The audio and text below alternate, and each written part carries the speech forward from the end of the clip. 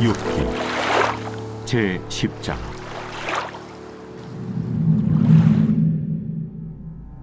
내 영혼이 살게 곤비하니 내 불평을 토로하고 내 마음이 괴로운 대로 말하리라.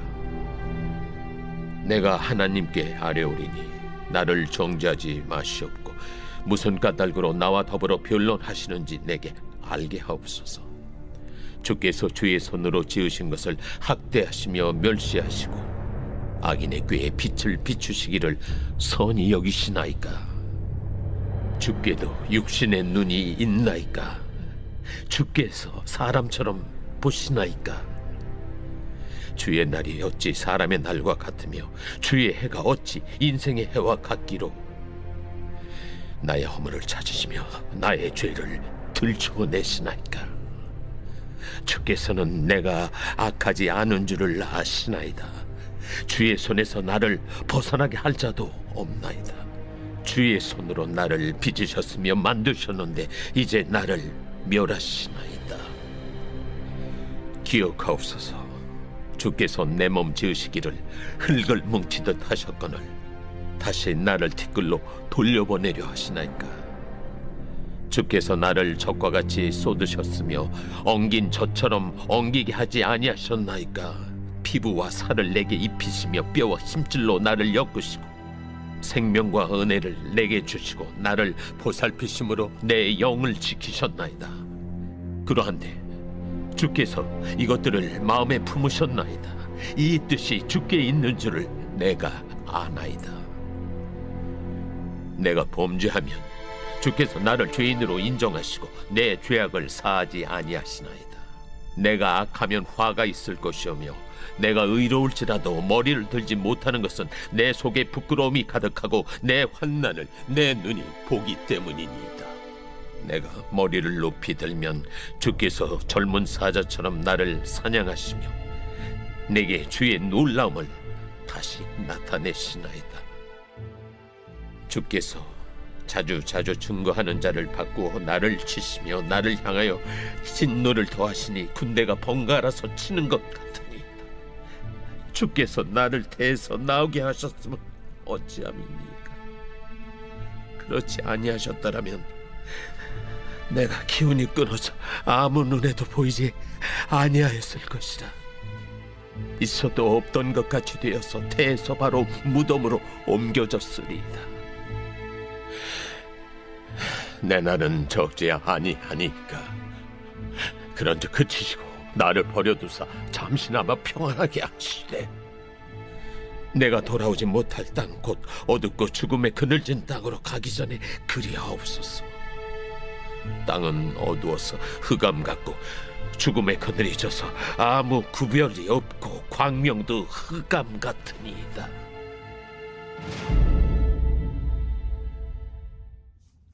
할렐루야. 사랑하는 열린문교회 성도 여러분, 지난밤도 주님이 주신 은혜와 평강 가운데 단잠 주무셨습니까? 아침을 깨우는 말씀, 화요일 이 아침에 주님께서 저와 여러분에게 주시는 말씀은 욥기서 10장 1절로 22절까지의 말씀입니다. 오늘도 허락하시는 살아계신 하나님의 말씀을 통하여 저와 여러분의 삶 가운데 선명한 기준이 세워지길 원하며 또한 그 세워진 기준대로 오늘도 허락하신 하루의 삶을 온전히 해내시고 살아내심으로 하나님께는 영광이요 저와 여러분의 인생 가운데 가장 복되고 귀한 오늘이 되었으면 좋겠습니다. 오늘 본문의 제목을 매일 성경의 해설자는 지으신 것을 학대하십니까? 라는 제목을 붙였는데요. 제목대로 오늘 본문에는 욥이 이 자신의 비참한 삶을 뒤돌아보며 또한 그 고통 가운데서 자신을 지으신 하나님에 대한 원망 아닌 원망들을 올려드리며 하나님 당신의 손으로 지으신 피조물임을 잊지 마심으로 나에게 이 고통을 걷어가 주시기를 그 원하는 마음을 여과없이 토로하고 있는 장면입니다. 지금까지 우리는 욥이 당한 그 고통들과 그가 겪고 있는 이 상황을 읽고 있고 봄으로 일면은 그의 이와 같은 고통을 토로하는 장면과 더불어 하나님을 원망하는 이와 같은 모습에 대해서도 한편으로는 이해가 안 될 것도 없을 것 같은 이 생각을 해보게 됩니다. 보통 어떤 누구도 인생을 살며 경험할 수 없을 법한 그와 같은 이 고통들이 단 한 번에 몰려와 그의 삶을 비참할 정도로, 아니 비참하다라는 표현으로도 다 표현할 수 없을 정도의 고통 가운데 있는 이 욥을 보게 됩니다. 그러면서 지금까지 이어지는 것은 그를 위로한다라는 명목으로 그를 찾아왔지만 결국에 그를 끊임없이 정죄하는 친구들로 말미암아 결국엔 자신이 이 육적으로 고통당할 뿐만 아니라 자신이 그동안 그토록 지켜왔던 그 신앙이라는 이 개념 안에서마저도 정죄당하고 비판당하는 이 상황 가운데 그는 내 외적으로 육적으로나 영적으로나 모두 비참한 가운데 빠져 있는 것을 보게 됩니다. 사실은 욥이 이와 같이 하나님을 원망하고 하나님 어찌 저를 학대하십니까? 라고 고백하는 이 고백조차도 온전한 것이 아님을 우리는 너무나 잘 알고 있죠. 나중에 욥이 회개하는 그 과정이 주어졌을 때에 결국엔 그는 그의 잘못된 고백들과 하나님 앞에 쏟아냈던 그 불평들이 얼마나 어리석었던 행동인지에 대해서 하나님께 고백하는 장면을 보아도 알 수 있을 것입니다. 욥기서의 가장 저는 핵심 구절을 뽑으라고 한다면 욥기서 마지막 장인 42장 5절 말씀을 저는 이 욥기의 가장 주제 혹은 핵심 구절로 뽑을 것 같은데요. 5절 말씀 우리가 너무나 잘 알고 있는데 읽어드리면 내가 주께 대하여 귀로 듣기만 하였사오나 이제는 눈으로 주를 배움나이다. 사실은 이 욥기 1장을 보면 아시겠지만 하나님께서는 그를 찾아왔던 사단에게조차도 이 욥을 자랑하고 자랑스럽게 여기는 마음을 그대로 내비치십니다. 그러면서 그가 얼마나 의롭고 온전한 삶을 살아가고 있는지에 대해서 성경에서는 여과 없이 우리들에게 보여주죠. 이와 같은 이 말씀 구절을 통하여 욥이 이전에는 하나님에 대하여 온전히 알지 못하였노라 라고 이야기하기에는 그가 하루하루 삶 가운데 매 순간 보여줬던 그의 삶은 너무나도 온전하고 의롭고 정의로웠음을 우리는 보게 됩니다. 이와 같이 욥의 이와 같은 삶과 고백이 온전한 것이 아니었다라고 이야기하여 그의 삶이 우리의 신앙의 수준과 비추어 볼 때에 결코 못한 신앙을 가졌던 사람이다라고 폄하하는 것이 결코 아님을 잊지 않아야 합니다. 그의 삶의 면밀을 살펴보면 어쩌면 하나님을 믿고 안다라고 이야기하는 우리들은 그의 발끝도 쫓아가지 못할 만큼의 의롭고 거룩한 삶을 살고 있었으니 말입니다. 그럼에도 불구하고 욥기서에서 결론적으로 보여주는 것은 무엇이냐면 그의 비춰지는 삶과 살아내는 그의 삶의 모양이 온전해 보였다 할지라도 그것은 완전한 그리고 하나님께서 우리에게 요청하시는 온전한 신앙인의 그 어떠한 것을 갖추지 못했던 삶이었음에 대해서 욥기는 우리들에게 보여주더라는 것이죠.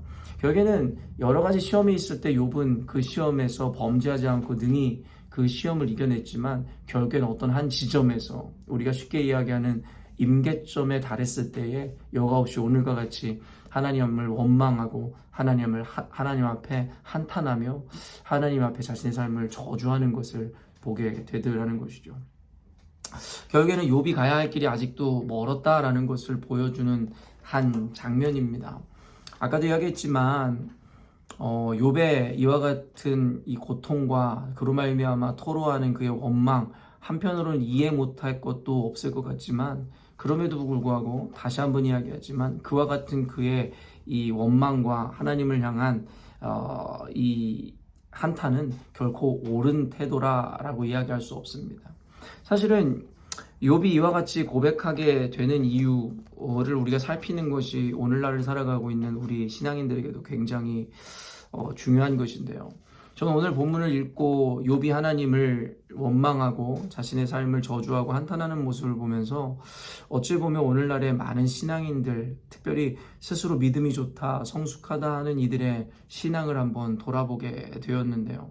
결국엔 욥기서를 통해서 그리고 아까 여러분에게 읽어드린 그 어떻게 보면은 중심 구절이라고 할 수 있는 42장 5절 말씀을 통해서 제가 깨닫는 것은 신앙이라는 것은 단순히 지식이나 어쩌면 외적인 어떤 것을 갖추는 것보다 결국에는 하나님에 대하여 하나님의 성품과 하나님에 대하여 온전히 인식하고 깨닫는 것이 선행되어야 한다라는 것에 대한 깨달음을 다시 한번 얻습니다. 욥이 그가 이 말미에 고백하듯이 이전에는 주에 대해 귀로만 들었사오나 그의 옳은 행위, 그의 선함은 결국에는 온전히 하나님을 눈으로 보아 체험했던 것이 아니라 그저 귀로만 들어 하나님에 대하여 인식한 자신의 신앙의 열매였습니다라고 자신이 고백하더라는 거예요. 그러나 이제는 하나님을 눈으로 보고 체험하여 안다라는 고백을 통하여 그의 신앙이 이제는 더욱더 온전한 모습으로 변화되었음을 보여주는데요. 말 그대로 이전에는 쉽게 구분하자면 하나님을 지식으로 알고 들어 알고 남의 이야기를 간접적으로 듣고 하나님을 생각하고 하나님에 대하여 이해했다면 이제는 직접 하나님을 체험함으로 하나님이 어떤 분이신지를 알고 그의 인격을 받아낸 신앙인으로서 거듭났다라는 고백이 함께 내포되어 있는 이야기다라는 생각이 듭니다. 오늘날의 신앙인들은 어쩌면 신학의 지식의 어떤 포화 상태 안에서 많은 지식들을 알고 있습니다. 하나님에 대해서 학문적으로나 여러 가지 목회자들의 설교를 통해 하나님이라는 분에 대한 지식적 충족들을 많이 이루고 있다라는 생각이 듭니다. 그러나 과연 이 기독교는 이 지식의 종교가 아니라 체험의 종교라고 정의하는 것과 같이 우리가 과연 그 하나님에 대하여 지식이 아닌 온전한 체험을 통하여 하나님이란 분이 어떤 분이신지에 대해서 분명히 체험하고 알므로 그를 믿고 그를 섬긴다 하는지에 대해서 이 시점에서 우리는 점검해 보아야 할 것입니다. 욥이 이야기하는 것과 같이 오늘 제목이 말하는 바와 같이 어떻게 하나님 당신이 지으신 것을 학대하십니까? 라고 고백했었던 이와 같은 맥락과 욥의 고백은 바로 하나님을 온전히 체험하고 그의 성품을 아는 자로서는 할 수 없는 고백이었음을 우리는 알아야 하는 것입니다. 욥이 결국엔 이와 같은 잘못된 고백을 함은 너무나도 상식적이고 너무나도 당연하게도 환경적인 고통과 그리고 자신이 당하고 있는 이 비참한 현실로 인하여 하나님에 대하여 왜곡하고 하나님에 대하여 온전히 인식하지 못하였음을 내비치고 있다라는 것이죠. 제가 종종 설교 중에 여러분들에게 제 이전에 대학교 시절의 그 간증들을 잠깐씩 여러분들에게 전하여 하나님이란 분에 대하여 소개했었던 기억이 있는데요. 짧게 다시 한번 여러분들에게 이 간증들을 이야기해드리면 제가 대학교 시절까지만 하여도 저희 아버지가 얼마나 또 술독에 빠져서 이 가정을 괴롭히는 그런 분이셨는지에 대하여 제가 좀 부끄럽지만 저희 아버지 이야기를 했던 적이 있었는데요. 물론 지금은 이제 저희 아버지가 완전히 달라지셨고 그리고 이제는 교회에도 출석하시고 조금씩 더 하나님의 자녀로서 또 멋진 아빠로서 이제는 변화되어 가는 과정 가운데 있지만 그때 당시를 떠올린다면 정말 아버지의 존재 자체가 너무 원망스러울 정도로 저에게는 큰 고통을 주시는 그런 분이었습니다. 어느 날 대낮에 아버지가 술을 먹고 집에 돌아오셔서 결국엔 선잠에 빠지셨고 얼마 되지 않아서 일어나신 이후에 갑자기 살림을 다 부시고 그리고 어머니를 학대하는 그 모습을 제가 기억하고 있습니다. 아무런 영문도 모른 채 그저 어떤 이상한 꿈을 꾸었는지는 모르겠지만 갑자기 살림을 부시고 어머니를 학대하는 그 모습 가운데 이제는 대학생이 되어 나름의 힘도 있어 그 술 취한 아버지를 뒤에서 꼭 붙잡고 움직이지 못하게 했었던 기억이 있습니다. 그러면서 마음속으로 하나님 앞에 오늘 욥이 그러하듯이 원망 아닌 원망을 했던 적이 있었던 것 같습니다. 하나님, 도대체 무슨 잘못이 있기에 아무런 영문도 모른 채 왜 이러한 삶을 살아야 합니까? 왜 우리 가족은 이와 같은 고통, 이유도 모르는 아픔 가운데 있어야 합니까? 물론 욥이 당하는 이 고난과 고통에 비할 바가 아니겠지만 그때 당시 어린 저로서는 영문도 모른 채 늘 그와 같은 아버지를 받아내었어야 하는 그 삶이 너무나도 힘들었었던 기억에 하나님을 믿고 있었던 저였지만 신학생인 저였지만 하나님을 원망하고 하나님 어찌 영문도 모르는 이런 고통을 우리 가정에 주십니까? 라고 원망 아닌 원망을 했었던 그 순간이 있었습니다. 그때 하나님께서 제 마음에 노크하시고 저에게 말씀하셨던 그 기억을 여러분과 함께 나누었는데요. 제 마음에 하나님께서 그렇게 말씀하시는 것 같았어요. 두영아, 힘드니? 이렇게 하나님께서 묻는 것 같았어요. 그때 하나님 앞에 너무나 당연하게 하나님 너무 힘들고 고통스럽습니다. 무엇보다 너무나도 억울합니다. 도대체 내가 무슨 잘못을 하였기에 우리 가족이 무슨 잘못을 하였기에 이와 같이 아무런 이유 없이 고통을 당해야 합니까? 그때 하나님께서 저에게 들려주셨던 음성, 그로 말미암아 제 마음에 느껴졌었던 그 마음이 무엇이었냐면 하나님께서 말씀하시는 거예요. 두영아, 나도 아프다. 아니 더 나아가 내가 더 아프다라는 하나님의 음성이었습니다. 그때 저는 완전히 깨어지고 그동안에 제가 생각해왔던 어떠한 상식과 편견이라는 것이 완전 무너지는 것을 경험하였습니다. 하나님이라는 분이 저 멀리서 우리의 고통을 관망하는 분이 아니라 하나님 당신께서 사랑하는 자녀들의 고통 가운데 더 아픔으로, 더 가슴 아픔으로 우리를 바라보고 계심을 그때 처음으로 인격적으로 느꼈었던 순간이었던 것 같습니다. 그러면서 저는 하나님이란 분이 어떤 분이신지에 대하여 조금씩 체험하고 인격적인 그분을 만나기 시작했죠. 아까도 이야기했지만 하나님을 안다라는 것은 단순히 지식적 충족에 의하여 어떤 정보를 모으는 것이 아닙니다.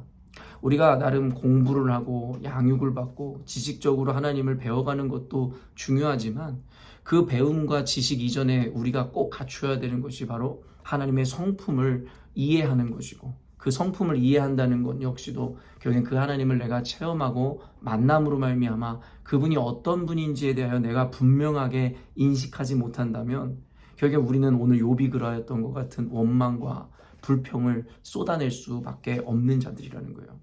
욥도 결국엔 어떤 한계 가운데 있었습니까? 그 하나님을 인격적으로 만나고 체험하지 못하고 그동안 들어왔던 것, 그저 지식적으로 하나님을 알았기 때문에 하나님이 어떤 분이신지, 그의 성품이 어떤 분이신지에 대해서 전혀 알지 못했다라는 거예요. 그러니까 자신이 당하는 이 고통, 이해할 수 없는 순간으로 해서 하나님 어떻게 지으신 것을 학대하냐라는 이와 같은 원망이 터져나올 수 있었다라는 것이죠. 하나님의 성품을 아는 자들, 하나님을 인격적으로 만난 자들은 결코 이와 같은 고백을 할 수 없습니다. 아무리 삶에 이해할 수 없는 고통과 문제가 찾아온다 할지라도 말입니다. 때로는 내가 참아낼 수 있는 임계점을 넘어서는 고통 가운데 있다 할지라도, 물론 인간의 한계, 실존의 한계로 인해서 그 고통이 더없이 고통스럽게 여겨지는 순간이라 할지라도 감히 하나님께 어찌 나를 학대하십니까? 라는 이야기를 할 수 없다라는 이야기입니다. 무슨 말이냐면 하나님은 사랑하는 자녀를 결코 학대하지 않으시기 때문입니다. 그렇기 때문에 저는 여러분들에게 늘 양육할 때마다 제가 가르치는 것으로 여러분이 지식적으로 인지하고 여러분들이 뼈저리게 마음속에 새길 수는 없겠으나 그럼에도 불구하고 여러분에게 늘 이야기하는 것이 하나님의 속성을 우리는 알아야 된다는 거예요. 하나님은 사랑이시고 의로우신 분이시고 하나님은 거짓말을 하실 수 없는 분이시고 하나님의 전선을 그래서 여러분들에게 늘 이야기합니다. 하박국이 그러하고 여러 성경의 인물들이 하나님 어찌 이러실 수 있습니까? 오늘 욥과 같이 이야기한다 할지라도 우리는 하나님의 전선을 깨달았다면, 하나님은 늘 선하실 수밖에 없는 분이시라는 것을 안다면 결코 그와 같은 원망을 토로할 수 없다라는 것입니다. 또 하나님의 성품은 어떤 분이십니까? 독생자 예수 그리스도를 죽이시기까지 우리를 사랑하신 분이십니다. 그런 하나님께서 사랑하는 저와 여러분, 그 자녀들을 학대하신다고요? 그럴 수가 없다라는 것입니다. 그렇기 때문에 이와 같은 하나님의 속성과 하나님의 성품을 아는 우리들은 어떠한 위기의 순간과 고통의 순간에도 늘 이와 같이 고백합니다. 하나님, 이해할 수 없는 고통, 감당하기 어려운 이 순간이지만 그럼에도 불구하고 하나님의 선하심을 믿습니다. 그리고 우리에게 가장 좋은 것을 주시고자 하는 하나님의 방법임을 우리는 알고 있습니다라고 고백할 수밖에 없다라는 거예요. 그래서 묵묵히 그 고통을 받아낼 뿐만 아니라 도리어 그 고통 가운데서도 감사를 고백할 수 있는 것이 바로 하나님의 성품을, 그리고 그 인격을 경험하고 체험한 자들이 당연스럽게 열매 맺는 고백일 수밖에 없다라는 것입니다.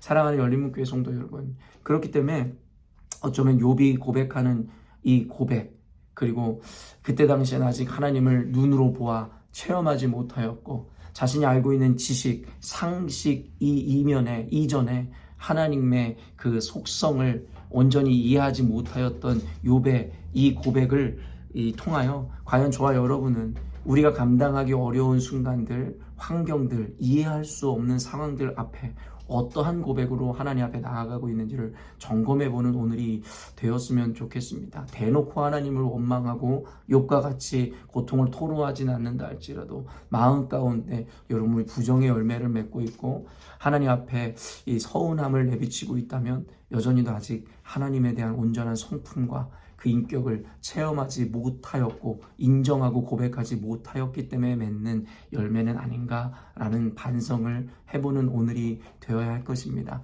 사랑하는 성도 여러분, 여러분이 지금까지 얼마나 그 믿음으로 그리고 하나님이 가르쳐 주신 바 그 기준을 따라 최선의 삶을 살았는지 알고 있습니다. 그러나 욥의 모습을 통하여서도 우리가 배우듯이 단순히 나타나고 비춰지는 최선과 순종의 모양만으로 우리가 가야 하는 이 길을 완주할 수는 없는 것입니다.